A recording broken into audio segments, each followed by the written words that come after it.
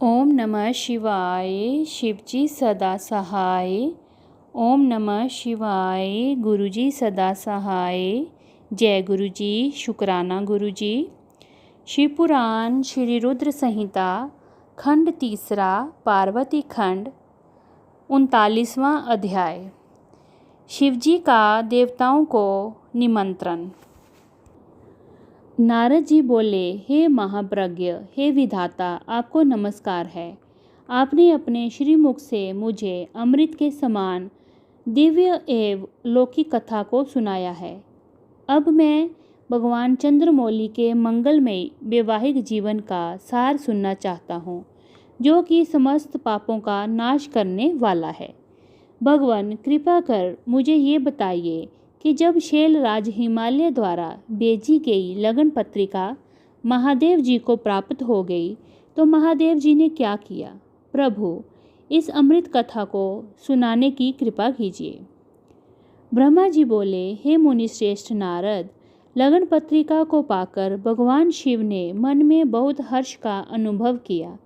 लगन पत्रिका लेकर आए शैलराज के बंधु बांधवों का उन्होंने यथा योग्य आदर सत्कार किया।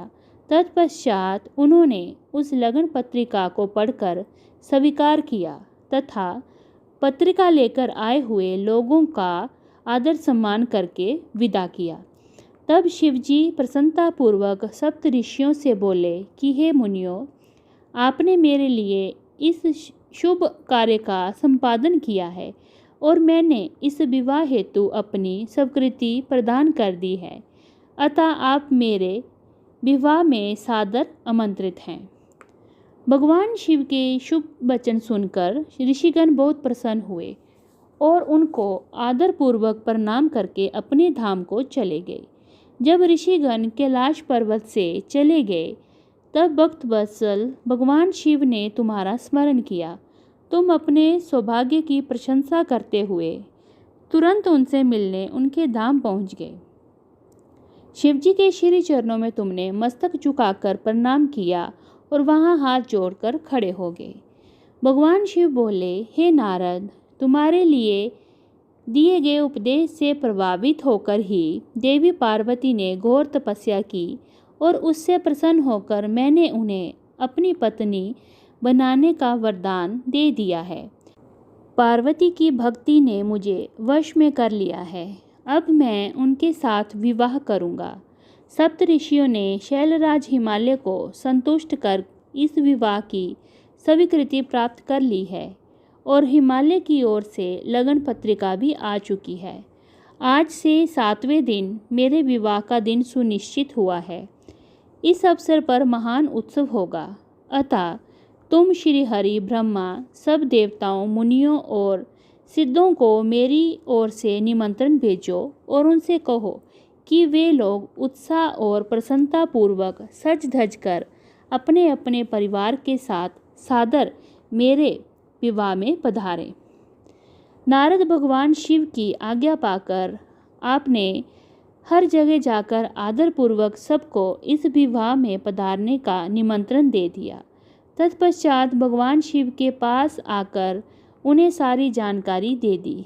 तब भगवान शिव भी आदरपूर्वक सब देवताओं के पधारने की प्रतीक्षा करने लगे। भगवान शिव के सभी गण संपूर्ण दिशाओं में नाचने गाने लगे। सभी ओर उत्सव होने लगा। निमंत्रण पाकर अति प्रसन्नता से सज धज कर भगवान श्री हरि विष्णु भी श्री लक्ष्मी और अपने दल बल को साथ लेकर कैलाश पर्वत पर जा पहुँचे। वहाँ पधार कर उन्होंने भक्ति भाव से भगवान शिव को प्रणाम किया और प्रभु की आज्ञा लेकर अपना स्थान ग्रहण किया। तत्पश्चात मैं भी सपत्नीक अपनी पुत्रों सहित भगवान शिव के विवाह में सम्मिलित होने के लिए पहुंचा। भगवान शिव को प्रणाम करके मैंने भी वहां आसन ग्रहण कर लिया। इसी प्रकार सब देवता, देवराज इंद्र आदि भी अपने अपने गणों एवं परिवारों के साथ सुंदर वस्त्रों और बहुमूल्य आभूषणों से शोभायमान होकर वहां पहुंच गए।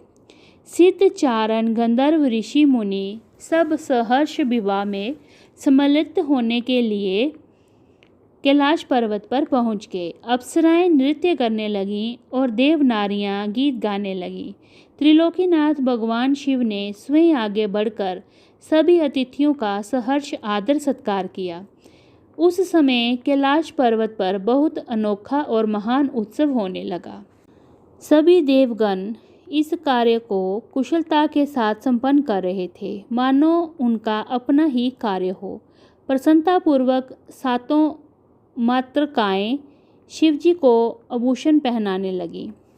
लोकाचार रीतियां करके भगवान शिव की आज्ञा से श्री विष्णु आदि सभी देवता वर यात्रा अर्थात बारात ले जाने की तैयारी करने लगे।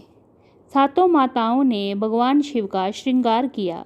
उनके मस्तक पर तीसरा नेत्र मुकुट बन गया। चंद्रकला का तिलक लगाया गया। उनके गले में पड़े दोनों सांपों को उन्होंने और ऊंचा कर लिया और वे इस प्रकार प्रतीत होने लगे मानो सुंदर कुंडल हो। इसी प्रकार सभी अंगों पर सांप लिपट गए जो आभूषण की सी शोभा देने लगे। सारे अंगों पर चिता की भस्म रमा दी गई। वे चंदन के समान चमक उठी।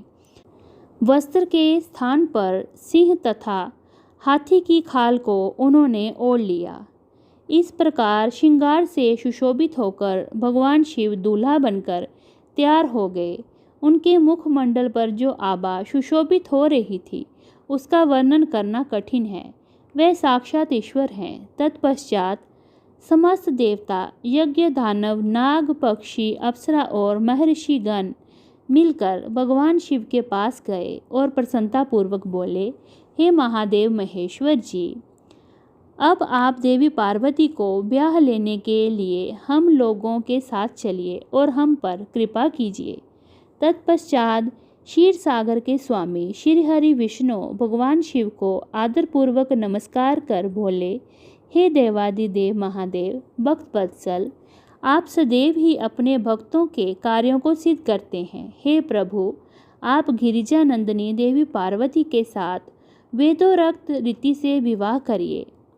आपके द्वारा उपयोग में लाई जाने वाली विवाह रीति ही जगत में विवाह रीति के रूप में विख्यात होगी। भगवान, आप कुल धर्म के अनुसार मंडप की स्थापना करके इस लोक में अपने यश का विस्तार कीजिए।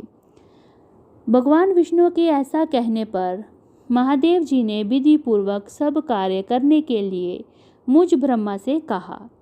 तब मैंने श्रेष्ठ मुनियों कश्यप, अत्रि, वशिष्ठ, गौतम, बागुरी, गुरु, कण्व, बृहस्पति, शक्ति, जमदग्नि, पराशर, मार्कंडेय, अगस्त्य, च्यवन, गर्ग, शिलापाक, अरुणपाल, अकृतशम, शिला, दधीचि, उपमन्यु, बरधाज, अकृतवर्त, पिपलाद, कुशिक, कोत्स तथा शिष्यों सहित व्यास आदि उपस्थित ऋषियों को बुलाकर भगवान शिव की प्रेरणा से विधि पूर्वक अभ्युदयिक कर्म कराए। सबने मिलकर भगवान शंकर की रक्षा विधान करके ऋग्वेद यजुर्वेद द्वारा स्वास्ति वाचन किया। फिर सभी ऋषियों ने सहर्ष मंगल कार्य संपन्न कराए। तत्पश्चात ग्रह एवं विघ्नों की शांति हेतु पूजन कराया। इन सब वैदिक और अलौकिक कर्मों को विधि पूर्वक संपन्न हुआ देखकर भगवान शिव बहुत प्रसन्न हुए। तब भगवान शिव हर्षपूर्वक देवताओं और ब्राह्मणों को साथ लेकर अपने निवास स्थान कैलाश पर्वत से बाहर आए। उस समय शिवजी ने जब देवताओं और ब्राह्मणों को आदरपूर्वक हाथ जोड़कर नमस्कार किया, चारों ओर गाजे बाजे बजने लगे। सभी मंत्रमुग्ध होकर नृत्य करने लगे। वहाँ बहुत बड़ा उत्सव होने लगा। इति श्री 39वां अध्याय समाप्त। ओम नमः शिवाय। शिवजी सदा सहाय। ओम नमः शिवाय। गुरुजी सदा सहाय। जय गुरुजी। शुक्राना गुरुजी।